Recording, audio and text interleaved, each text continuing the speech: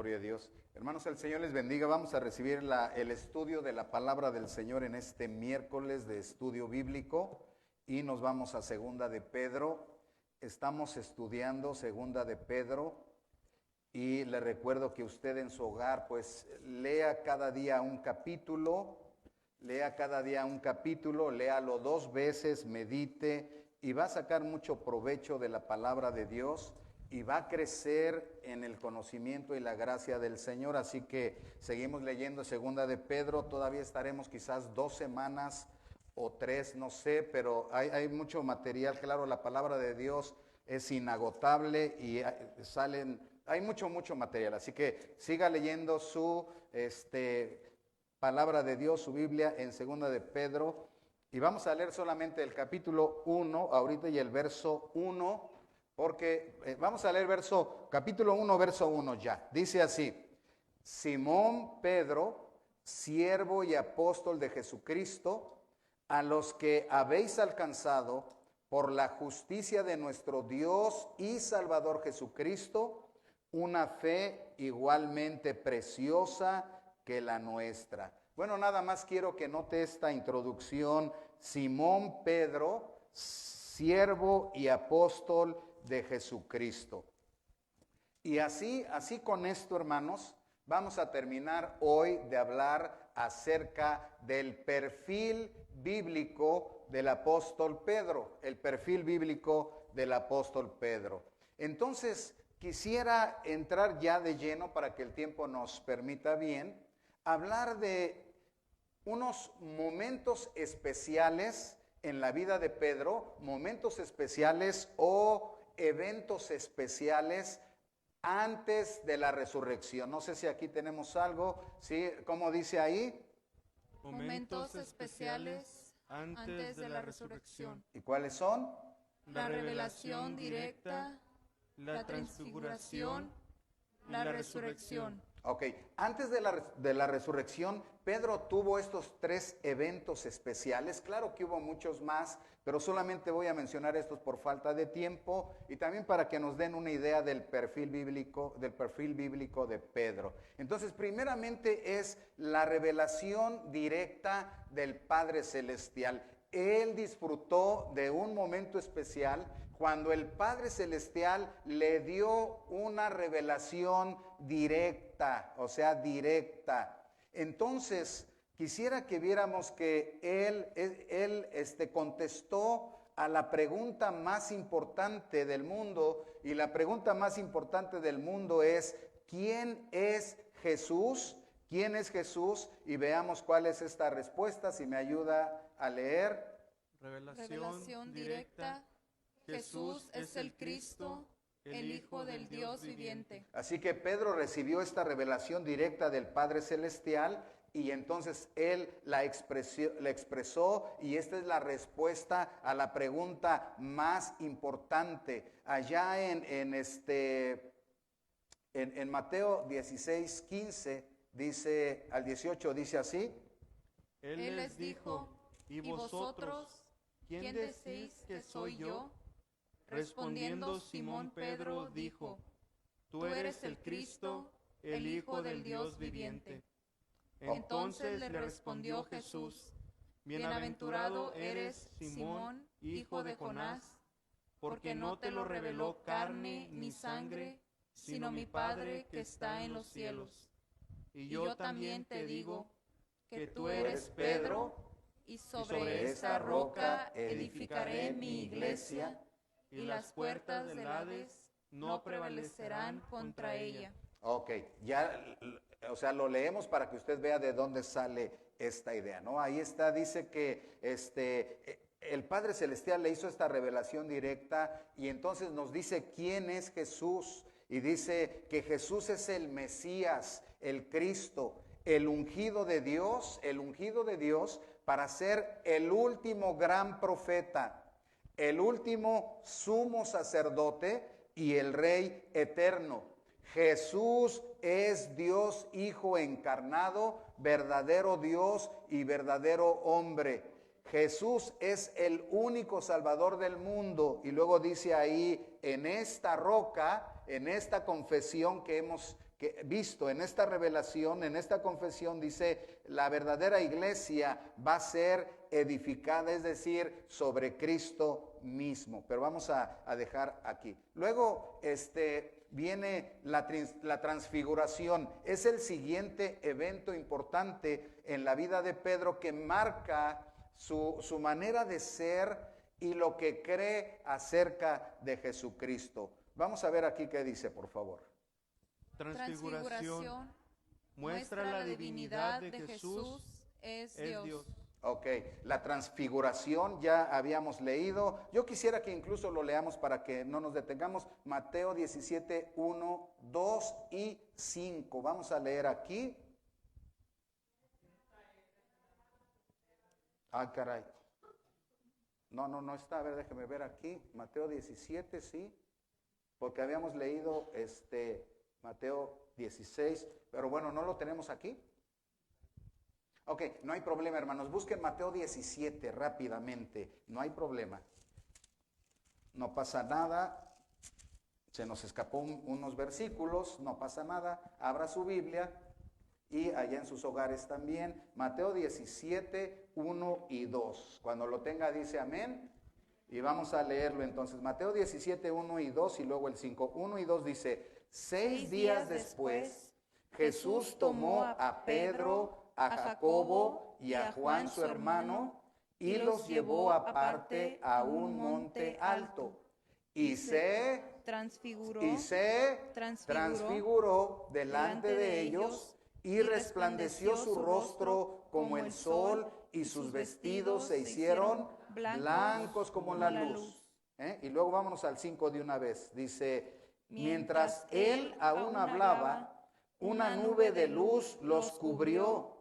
Y he aquí una voz desde la nube que decía, este es mi Hijo amado en quien tengo complacencia. ¿Qué? A él oíd. Ok, entonces tenemos el evento de la transfiguración, o sea, la transformación de Jesucristo. En ese momento dejó de verse como se veía y entonces se manifestó su grandeza y su gloria. Dice que su rostro resplandecía como el sol en su fuerza y que sus vestiduras estaban resplandecientes y blancas como la luz. Estaba manifestando o mostrando su divinidad y además de una manera clara que Jesús es Dios Hijo encarnado. Entonces, por eso dice, ellos se quedaron así, sorprendidos.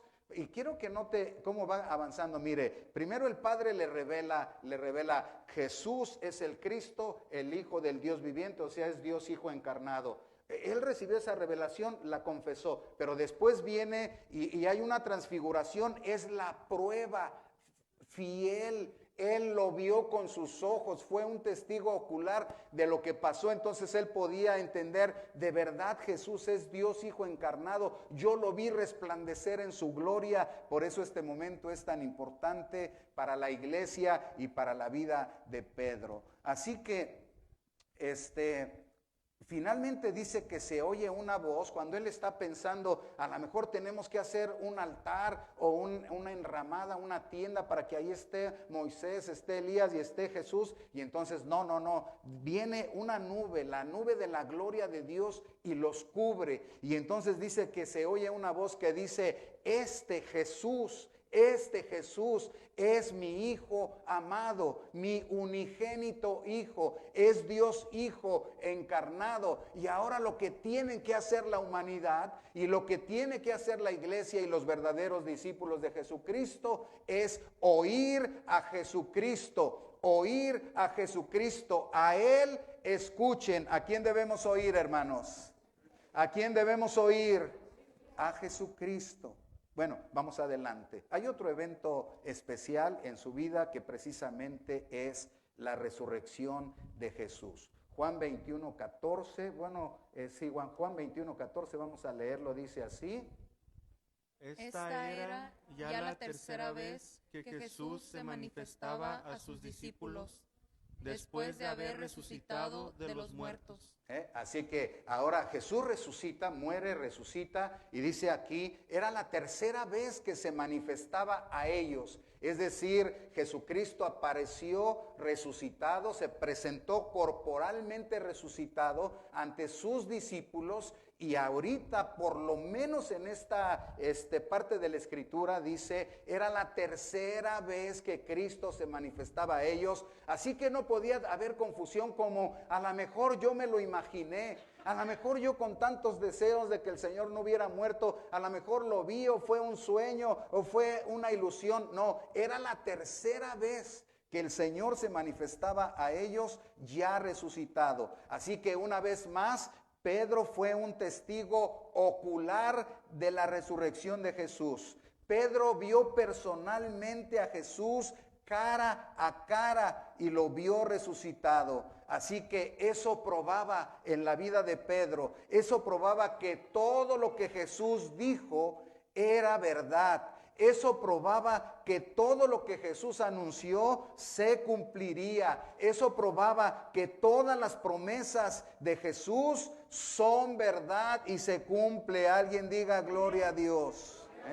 Entonces, cuando estamos hablando de Cristo, hermanos, ojalá que allá en su casa y aquí también estamos recibiendo no solamente un conocimiento intelectual, pero un conocimiento vivo por la palabra de Dios y el Espíritu Santo, y que ahorita estamos pensando, yo creo en Jesucristo porque me enseñaron mis papás, o porque fui de pequeño a la iglesia, a la escuela dominical, o yo creo en Jesucristo. Ahora me estoy dando cuenta, sí creo en Jesucristo. Bueno, a veces no sé si es verdad o no. Hay una persona que precisamente Dios se le manifestó. Hay una persona que recibió una revelación directa. Hay una persona que vio a Jesús resplandecer, mostrar su divinidad. Hay una persona, aunque hubo más, pero estoy hablando de Pedro, que vio a Jesús resucitado 3 veces. Hermano, Cristo no está muerto, Cristo está vivo, Cristo está vivo y puede cumplir sus promesas. Él dijo, donde 2 o 3 se congregan en mi nombre, ahí estoy en medio de ellos. Cristo está aquí en medio de nosotros, y Cristo está allá en tu hogar. Cristo está en tu hogar. Aprovecha esta bendición. Entonces, si alguien, pero ahorita déjeme avanzar mejor, porque estamos en el estudio bíblico y después vamos a ir a una aplicación. Así que Jesús verdaderamente es Dios. Jesús verdaderamente es Dios porque resucitó, y Pedro tuvo esta bendición de verlo personalmente resucitado. Así que a él sea la gloria. Ahora, hubo 3 momentos especiales después de la resurrección. 3 momentos especiales después de la resurrección que marcaron la vida del apóstol Pedro de una manera especial. Vamos a leerlo aquí, por favor. La ascensión de Jesús. Desde arriba. Momentos especiales después de la resurrección. Dice. La ascensión de Jesús. 1. La venida del Espíritu. 2. El comienzo de la misión. 3. Estos son 3 momentos especiales después de la resurrección que marcaron el perfil, la personalidad del apóstol, porque mire, en primer lugar, vio la ascensión de Jesús. Hechos 1:9, y vamos a leerlo. Aquí está en su pantalla, dice así. Y habiendo dicho estas cosas, viéndolo ellos, fue alzado y le recibió una nube que le ocultó de sus ojos. Entonces, él vio no solamente a Jesús resucitado, sino que además lo vio cuando él les está platicando y les da la gran comisión o la gran misión. De repente Jesús empieza a elevarse y él lo está viendo ocularmente. A él no le contaron, ¿sabes que Jesús resucitó? Él lo vio. A él no le contaron y luego se fue a los cielos, sino él fue un testigo personal y ocular. Así que él estaba viendo cómo Jesús se elevaba, y una nube lo rodea entonces y ya lo desaparece de su vista. Jesús ascendió a los cielos. Creo que Jesús murió y resucitó y que ascendió a los cielos y está sentado a la diestra de Dios Padre. No solamente era un credo para el apóstol Pedro, era algo que él vivió y experimentó personalmente. Así que cuando el Señor Jesús asciende y él lo mira, hay dos promesas maravillosas. A ver si podemos tenerlas aquí. Hay dos promesas maravillosas. Si me ayuda a leer, dice. Promesas, ascensión, poder para la misión y Cristo vendrá. Entonces, cuando el Señor asciende, hay dos promesas maravillosas. La primera es poder para cumplir la misión y la segunda es Cristo vendrá. Cristo vendrá. Es maravilloso lo que ocurre aquí, porque mire, primeramente da esta promesa de poder para cumplir la misión. ¿Qué le parece si vemos Hechos 1:8 aquí en su pantalla? Y dice de la siguiente manera.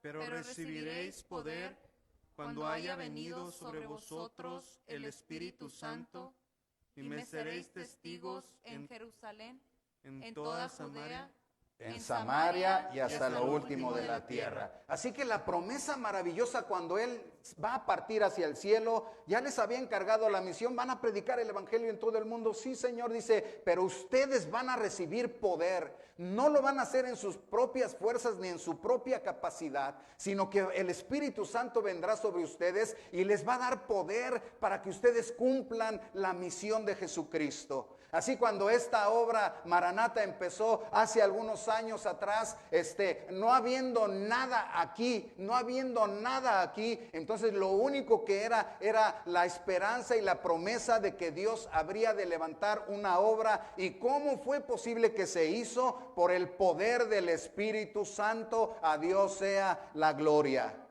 Así que les dice, estén contentos y felices, les encargo una gran tarea, pero ustedes van a recibir poder cuando haya venido el Espíritu Santo sobre ustedes. Y gloria sea a Dios, hermano y hermana, porque si te puedo llamar hermana y hermano, es que tú ya recibiste el Espíritu Santo, entonces tú ya tienes poder del Espíritu, alabado sea el Señor, pero es para cumplir, ¿la qué? La misión, ¿verdad? Ok, y número 2 es que la promesa maravillosa es que Cristo vendrá otra vez. Cristo vendrá otra vez. Hechos 1:11. Los cuales también les dijeron, varones Galileos, ¿por qué estáis mirando al cielo? Este mismo Jesús que ha sido tomado de vosotros al cielo, así vendrá como le habéis visto ir al cielo.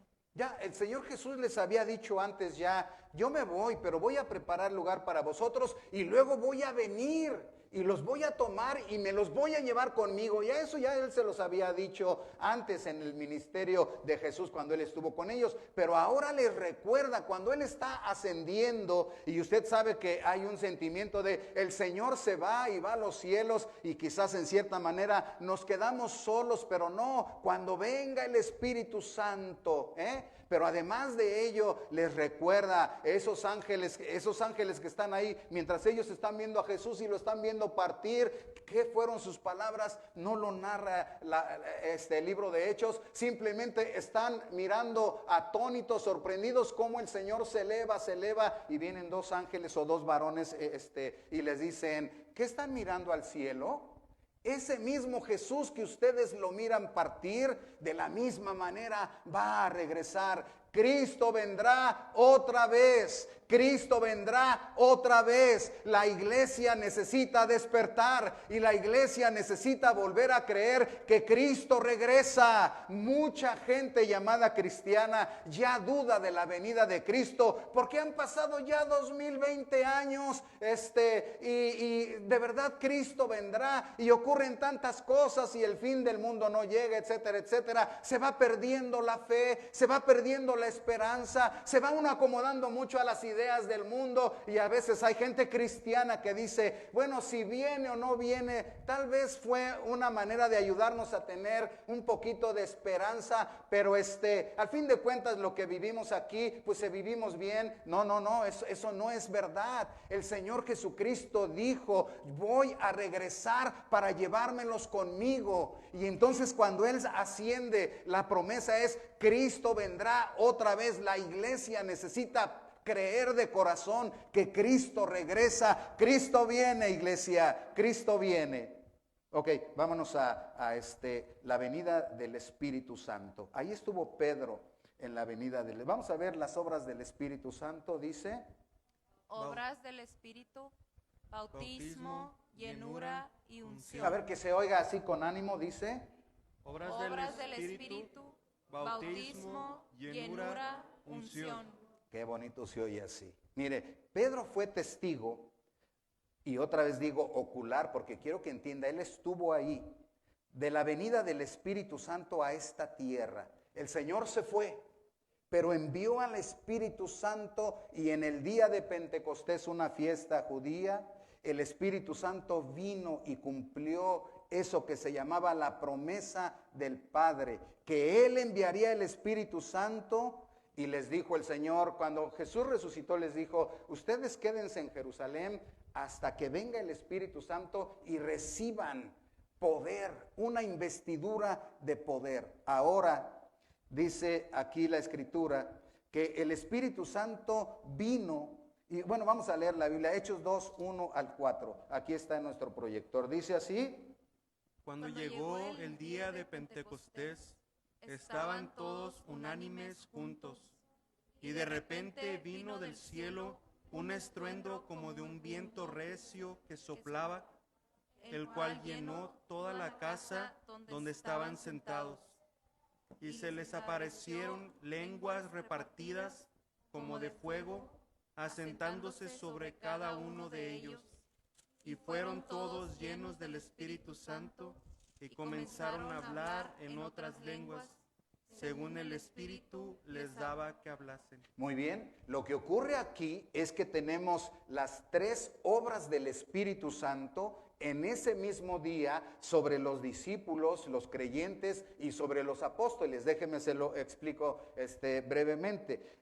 Ese día, como fue la venida del Espíritu Santo en el día de Pentecostés, el Espíritu Santo vino sobre y dentro de los creyentes en Jesucristo, dentro de los apóstoles. Así que en ese momento ellos fueron bautizados con el Espíritu Santo. Quiere decir, ellos recibieron el Espíritu Santo dentro de ellos. Pero además dice, y fueron todos llenos del Espíritu Santo, lo cual quiere decir que el Espíritu Santo los llenó de su presencia y los llenó de su vida, y hasta ahí voy a dejar esta vez, los llenó de su presencia y los llenó de su vida, y luego inmediatamente los ungió, o sea, los capacitó con poder para cumplir la misión. Entonces, lo voy a decir sencillo, ellos están unánimes juntos y están en oración. Están en oración. Siempre la manifestación del Espíritu Santo es con una iglesia que está unida y una iglesia que vive de la oración. Qué importante es la oración, hermano y hermana. No descuides la oración en tu vida, porque la manifestación del Espíritu Santo siempre se da en gente que está en oración. Entonces, ellos están orando y dice, de repente vino el Espíritu Santo, y obviamente vino a ellos y en ellos. Dice, y fueron todos llenos del Espíritu. El Espíritu les dio de su presencia y de su vida y los llenó con su presencia. Y luego dice, y comenzaron a hablar, o sea, les dio el poder para predicar el Evangelio. Ahora, alguien puede decir, aquí dice que comenzaron a hablar en otras lenguas. Sí, pero lo que comenzaron a hablar en otras lenguas precisamente fue las grandezas de Dios, el Evangelio del Señor, la palabra del Señor. Hablaron en otras lenguas y eran lenguas humanas como egipcio, árabe, babilonio, persa, etcétera, etcétera. Así que lo podemos notar, el Espíritu Santo vino a ellos bautizados, los llenó de su presencia y de su vida, llenados, y los capacitó, empezaron a predicar el Evangelio de Jesucristo. Así que Pedro vivió personalmente el cumplimiento de esta promesa y marcó su vida, porque entonces entendió, sin la llenura del Espíritu Santo, un cristiano va a ser derrotado. Sin el poder del Espíritu Santo, un cristiano no va a poder cumplir la misión. Así que necesito la llenura para vivir en victoria y necesito el poder para cumplir la misión de Jesucristo. Así que en tu hogar, hermano y hermana, tienes que aspirar que el Espíritu Santo se manifieste, porque déjame decirte que solamente tus hijos y tu pareja o la familia que vive en tu hogar va a recibir a Cristo Jesús si la obra del Espíritu Santo está en tu hogar. Así que por ello es necesario que haya una vida de oración en el hogar y que le estemos rogando: Señor, llénanos con tu Espíritu Santo, y Señor, manifiesta el poder de tu Espíritu. Entonces va a haber algo maravilloso en tu hogar. Si alguien en tu casa dice: no, es que yo la verdad no creo, necesitas la manifestación del poder del Espíritu Santo. Bueno, vamos adelante. Así es como debemos vivir los creyentes, llenos del Espíritu Santo, controlados, guiados y capacitados, ungidos con el Espíritu Santo. Y entonces vamos a cumplir el ministerio de Cristo para predicar hasta el fin de la tierra. Hechos 4:31, mire lo que dice ahí. Vamos a leerlo si me ayuda. Cuando hubieron orado, el lugar en que estaban congregados tembló, y todos fueron llenos del Espíritu Santo y hablaban con denuedo la palabra de Dios.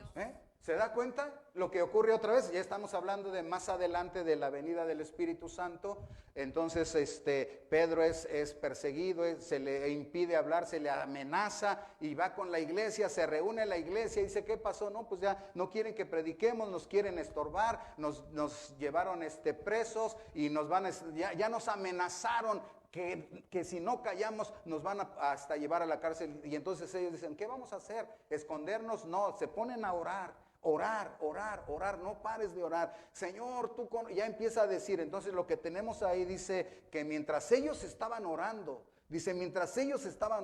el Espíritu Santo los llenó nuevamente. El Espíritu Santo los llenó nuevamente. Y después de que los llenó, dice que los hizo predicar la palabra con autoridad y con valor, para que no se avergüencen y no se acobarden. Así que fueron llenos del Espíritu Santo una vez más. Ok, el tercer momento especial después de la resurrección es precisamente el comienzo triunfal de la misión. ¿Aquí qué dice, por favor? Comienzo misión triunfalmente, 3,000 a 5,000. Ok, nada más esto son unos datos que quiero compartirle, pero Pedro vivió, el Señor les dijo: vayan y prediquen el Evangelio a todo el mundo. ¿Cómo, Señor? No hay aviones, no hay radio, no hay televisión, no hay internet, no hay... ¿Cómo lo vamos a hacer? Recibirán poder cuando el Espíritu Santo haya venido sobre ustedes, y ustedes me van a ser testigos en Jerusalén, en Judea, en Samaria y hasta lo último de la tierra. Amén. Y luego él vio, el Espíritu Santo vino, los llena y los capacita. Inmediatamente, mire lo que ocurre. Pedro empieza a predicar el Evangelio. Y lo que ocurre entonces, que el que fue cobarde una vez y negó a Jesús,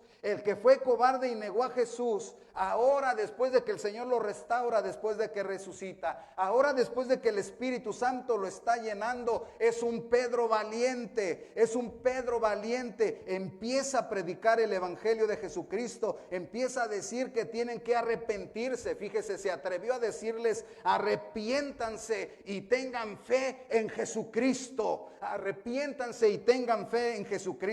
Hoy he oído muchas veces que muchos lugares, muchas iglesias y algunas personas, incluso de cierta fama, dicen: es que ¿por qué cuando se predica tenemos que decirle a la gente arrepiéntete? ¿Por qué tenemos que decirle arrepiéntete? Eso es como una ofensa. ¿Una ofensa a qué? Al orgullo natural del ser humano, por supuesto. Pero ya vimos en la palabra de Dios que los soberbios reciben el rechazo de Dios, pero los humildes reciben el favor y la gracia del Señor. ¿Cómo llamarles al arrepentimiento? Se imagina Pedro ahí diciéndoles: arrepiéntanse, arrepiéntanse. Ustedes mataron a Jesús en la cruz. Por ustedes Jesús fue a la cruz y ahora les está ordenando que se arrepientan, crean en Jesucristo. Bueno, si alguien me preguntara, ¿por qué tienes que decirles cuando predicas arrepiéntete? Porque sin arrepentimiento no hay perdón de pecados. Simple y sencillo. Entonces, Pedro fue testigo del comienzo glorioso de la iglesia y del cumplimiento triunfal de la misión. ¿Sabe por qué? En el primer mensaje que Pedro predicó, Pedro pescó, ¿cuántas almas? 3,000. En el primer mensaje, por eso digo que él fue testigo ocular del comienzo triunfal de la misión, porque cuando fue lleno y empezó a predicar, entonces vamos a ver, para que yo no lo diga sino la Biblia, Hechos 2:41. Dice así: Así que los que recibieron su palabra fueron bautizados y se añadieron aquel día como 3,000 personas. ¿Qué? Estoy seguro que eran más de 3,000, pero ahí el escritor Lucas dice: ese día después de que recibieron la llenura y el poder del Espíritu, Pedro predicó de tal manera, con tal valor y con tanta sabiduría, pero no solo eso, el Espíritu Santo se estaba moviendo en los que oían el Evangelio, y ese día respondieron 3,000 personas, 3,000 personas respondieron, tanto que no solamente aceptaron a Cristo, pero fueron bautizadas esas 3,000 personas. Diga gloria a Dios. Vamos a Hechos 4:9. Hechos 4:9. ¿Cómo dice? Puesto que hoy se nos interroga acerca del beneficio hecho a un hombre enfermo, de qué manera Caray, déjeme ver qué pasó aquí. Creo que me volví a equivocar. Déjeme ver. Sí. ¿Por qué me equivoqué? Déjeme ver. Ok, sí estoy equivocado. Ayúdeme por favor, donde dice que fueron 5,000 personas las que aceptaron a Jesús. A ver, agarre su Biblia y búsquelo y me ayuda, por favor.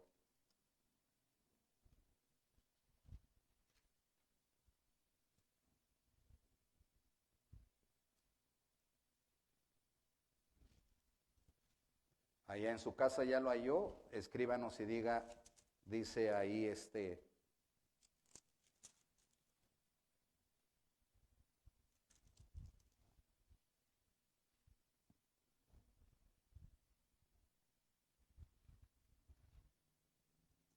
Ok, 4:4, Hechos 4:4. Ya que lo está buscando en su Biblia, pues vamos a leerlo. Dice así, Hechos 4:4, dice: pero muchos de los que habían oído la palabra, ¿qué pasó? ¿Qué pasó? Y el número de los varones, solo de los varones era como 5,000. O sea, imagínense, en el primer mensaje el Señor, el Espíritu Santo le permite que más de 3,000 personas. En el segundo mensaje le permite ver a más de 5,000 personas recibiendo a Cristo, porque dice que los que habían oído la palabra creyeron. Eso necesita la iglesia en nuestros días. Necesitamos orarle tan profundamente al Señor con lágrimas y con el corazón. Sabe que la iglesia de hoy apela mucho a las cosas materiales, a los shows, a las cosas que atraen a la gente. Sí atraen a la gente, pero no le dan vida nueva en Jesucristo. Por eso hoy por hoy puede que el número contado de cristianos haya crecido, pero la iglesia es tan débil para predicar el Evangelio, es tan débil para levantar la verdad de Dios. Por eso hay unas iglesias que creen toda una clase de doctrinas que son antibíblicas, y ahorita hay iglesias y pastores que están aceptando cosas que van en contra de la Biblia totalmente. Y uno se pregunta, ¿por qué? Porque muchos de ellos no son convertidos, muchos de ellos nada más son convencidos a un lugar donde, nomás imagínense, en un lugar donde hay, por ejemplo, 60, 80 jóvenes y señoritas, de seguro que van a traer otros 80 y 60 jóvenes y señoritas que van a querer buscar noviazgo fácil. Y luego unas actividades hermosas para, va a haber un show aquí,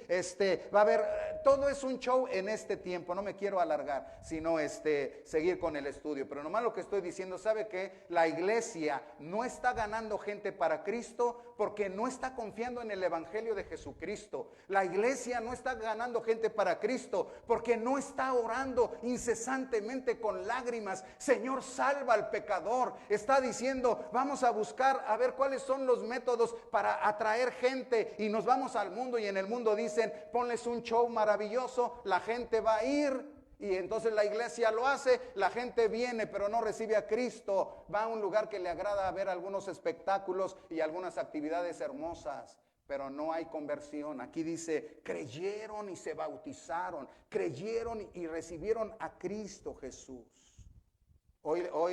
Mire, hoy ocurre así, no me voy a pasar ya del tiempo. Hoy ocurre así. Algunas veces tú le preguntas a un cristiano, oye, yo soy cristiano. Ok, cuando tú te mueras, ¿a dónde te vas a ir? Supongo que al cielo. ¿Supones? ¿Y por qué? Bueno, más o menos me he portado bien. Asisto a la iglesia, colaboro en algunas cosas, ni siquiera el evangelio sencillo conocen. Ok, estamos en el perfil bíblico de Pedro, vamos hacia el final. En segunda de Pedro, hermanos, él se presenta como Simón Pedro, siervo y apóstol de Jesucristo. Simón, el hombre antes de conocer a Jesús. Pedro, el hombre nuevo después de conocer a Jesús. Tiene que haber un cambio, iglesia. Tiene que haber un cambio si conoces a Jesús. No podemos seguir siendo las mismas personas. Hay gente que dice, yo creo en Jesús y sé que Jesús es mi Salvador. Si la vida sigue totalmente igual, entonces no conoces a Jesús, lo conoces intelectualmente, mas no lo conoces personal y vívidamente. Bueno, siervo quiere decir el esclavo. Pedro, esclavo del Señor, propiedad del Señor. Pedro dice, Jesús es mi dueño. Jesús es mi Señor. ¿Acaso tú puedes decir que Jesús es tu dueño? ¿Acaso tú puedes decir que Jesús es tu Señor? Apóstol, el enviado a predicar el evangelio y a cuidar del establecimiento de la naciente iglesia de Cristo. Pedro fue nombrado apóstol personalmente por Cristo Jesús. Ahora, Pedro hizo 3 declaraciones maravillosas. La primera es esta. Si me ayudan por favor ahí. Pedro declara, dice: Jesús es el Cristo, el Hijo del Dios viviente. Ok, Jesús es el Cristo, el Hijo del Dios viviente. Lo que nos está, con esa declaración, Pedro nos está diciendo quién es Jesús. Jesús es el ungido por Dios para ser el último profeta, el último sacerdote y el Rey eterno. Jesús es Dios encarnado, verdadero Dios y verdadero hombre. Ya lo habíamos visto en Mateo 16:16. Si está aquí, no solo lo leemos y me sigo adelante. Dice: respondiendo Simón Pedro dijo, tú eres el Cristo, el Hijo del Dios viviente. Ok, la siguiente declaración de Pedro dice: Jesús es la roca para edificar la iglesia. A ver, otra vez está. Jesús es la roca para edificar la iglesia. Vamos a ver Mateo 16:18, ¿cómo dice? Y yo también te digo que tú eres Pedro, y sobre esta roca edificaré mi iglesia, y las puertas del Hades no prevalecerán contra ella. Pero aquí la pregunta es, ¿cuál es la roca? O sea, ¿quién es la roca? Primeramente está la discusión, ¿quién es Jesús? Y Pedro recibe la revelación directa del Padre. Tú eres el Cristo, el Hijo del Dios viviente. oh, bienaventurado eres Simón, hijo de Jonás, porque esto no te lo reveló carne ni sangre, sino mi Padre que está en los cielos te lo reveló directamente. Y ahora te digo, véame también tantito para que entienda cómo se dice esto. El Señor Jesús le dice, y ahora te digo que tú eres Pedro, pero sobre esta roca edificaré mi iglesia. Quiere decir, tú eres Pedro, el apóstol Pedro. Ahora ya entendía, pero en fin, tú eres Pedro, el apóstol Pedro, pero sobre tu confesión o sobre la verdad que has declarado, que Jesús es el Cristo, el Hijo del Dios viviente, sobre esa roca la iglesia va a ser edificada. O sea, dicho de otra manera, la iglesia va a ser edificada sobre Cristo mismo, que es el Cristo y que es Dios Hijo encarnado. Amén.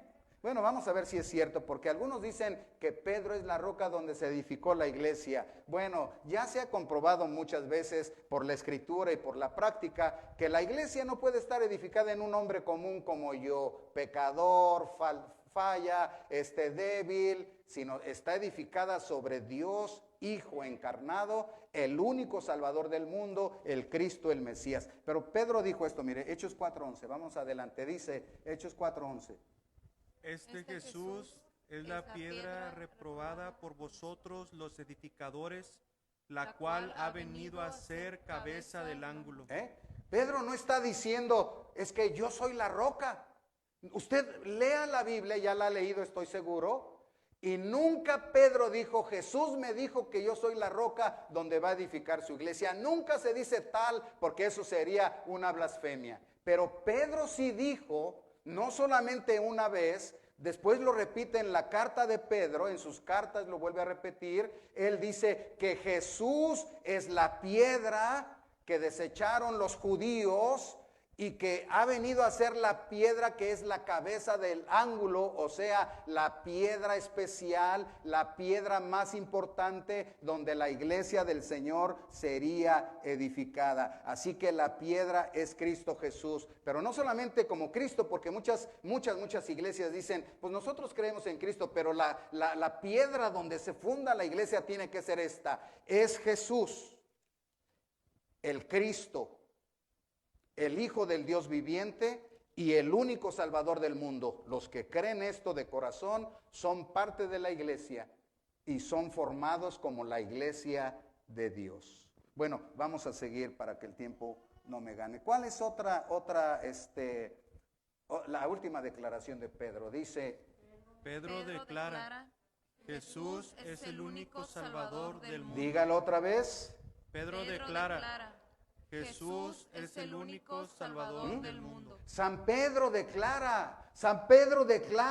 Alguien dice, yo creo en San Pedro, entonces escucha lo que San Pedro dijo, porque Jesús le dijo, tú eres Pedro y tú vas a ser un apóstol y vas a trabajar y vas a llevar el evangelio y vas a cuidar la iglesia. Ahora San Pedro está declarando una verdad que es obviamente eterna y dice que Jesús es el único Salvador del mundo. Pedro dice que Jesús es el único Salvador del mundo. Vamos a ver Hechos 4:12, dice así. Y en ningún otro hay salvación, porque no hay otro nombre bajo el cielo dado a los hombres en que podamos ser salvos. Tan claro lo dijo, tan claro dice, y en ningún otro hay salvación, quiere decir, no hay ninguna otra persona, no hay ninguna otra manera en la que podamos ser salvos. Solo Cristo salva, solo Cristo salva. Ve por ejemplo esto que estoy diciendo. ¿Sabe usted que hay cristianos en nuestros tiempos que ya no comparten esta verdad declarada en la Biblia, declarada por el apóstol Pedro? Y algunos ya dicen, bueno, es que una persona puede salvarse si se porta bien o si es muy sincera en su religión. No importa si cree que hay miles de dioses y no importa si cree que los espíritus se meten en las cosas. No importa, nomás con que sea una persona sincera. ¿Ve lo que le estaba diciendo? La iglesia se está apartando de la palabra de Dios. Y aquí es tan claro que dice Pedro, San Pedro, que estuvo con Jesús, que le vio resucitado, etcétera, etcétera. Dice, no hay otro nombre, no hay otro nombre. No hay otro nombre, no hay otra persona, no hay otra manera de ser salvos. Solo en el nombre de Cristo, solo Cristo salva, solo Cristo salva. Así que en todo el mundo, la única persona que puede salvar se llama Jesucristo. Por eso Jesucristo dijo, vayan y prediquen este evangelio a todo el mundo. Esa es la razón, porque solo Cristo salva. Ahora, voy a terminar leyéndole esta parte, pero le pido que ponga atención, por favor. Pedro nos llama en su segunda carta a una relación personal con Jesucristo como nuestro Dios y Salvador.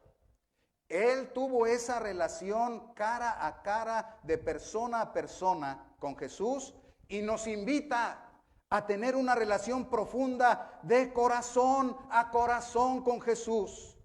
Que vivamos con Él cada día, que le hagamos nuestro mejor amigo. Escuche, que le hagamos nuestro mejor amigo. No, eso no está bien. Más bien que nosotros nos hagamos sus mejores amigos, porque Él ya es nuestro mejor amigo, pero nosotros nos hagamos sus mejores amigos. Pedro nos llama, nos exhorta a tener una relación permanente, una relación de cada momento, iglesia, hermano, joven y señorita, una relación a cada instante de tu vida, una relación constante con Jesucristo, continua durante todo el día y durante todos los días de tu vida. Por eso nos exhorta a crecer en el amor incondicional de Jesucristo, en su favor y en su bendición, que capacita para vivir cada día para su gloria. Pedro nos exhorta a crecer en el conocimiento de nuestro Señor y Salvador Jesucristo, que cada día lo vivamos junto con Él, que vivamos y disfrutemos su amistad, pero que cada día, escucha, que cada día nos entreguemos más y más a Él, que cada día nos entreguemos más y más a Él, y que cada día seamos un poco más como Jesús. Pedro, el esclavo del Señor, que fue enviado a predicar el evangelio de Jesucristo, nunca buscó grandezas, nunca buscó riquezas, nunca buscó fama ni poder. Pedro, el esclavo y apóstol de Jesucristo, termina su carta diciéndonos de esta manera. Vamos a leerlo y así vamos a orar. Dice: Antes bien, creced en la gracia y el conocimiento de nuestro Señor y Salvador Jesucristo. A Él sea la gloria ahora y hasta el día de la eternidad. Amén. ¿Cómo termina tan maravilloso? Crezcan en la gracia del Señor, crezcan en el conocimiento, conózcanlo personalmente, vívanlo. ¿Alguien está aburrido de venir a la iglesia? Tienes razón, porque si nomás vienes por venir, porque te traen, qué bueno que alguien se preocupa y te trae. Un día el Señor te puede tocar, pero si nomás vienes por venir, te aburres y tienes razón. Vívelo. Vívelo, vívelo. Pero ¿cómo lo vivo? Pues qué tal si hoy le puedes decir: Señor Jesucristo, yo no quisiera solamente ser un religioso, quisiera vivirte. Ven a mi corazón, ayúdame. Cierre sus ojos donde está y vamos a orarle al Señor.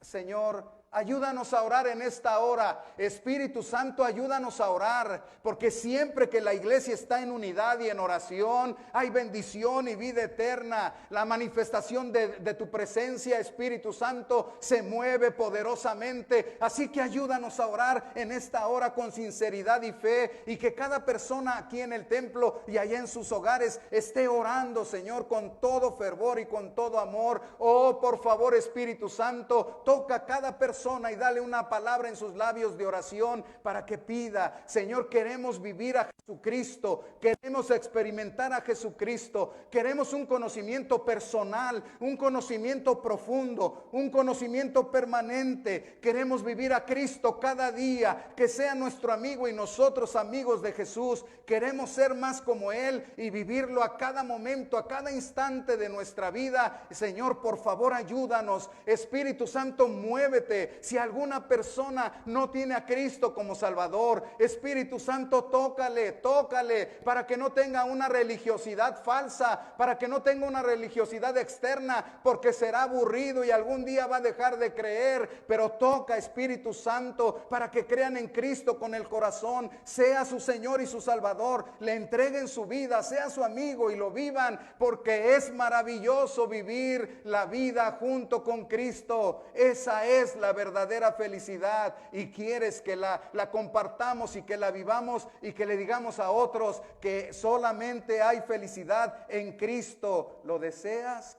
Señor, toca y bendice en el nombre de Cristo, es nuestra oración. Y la iglesia dice amén. Vamos a cantarle al Señor. Entonces ya estuvimos un buen ratito sentados. Póngase de pie y vamos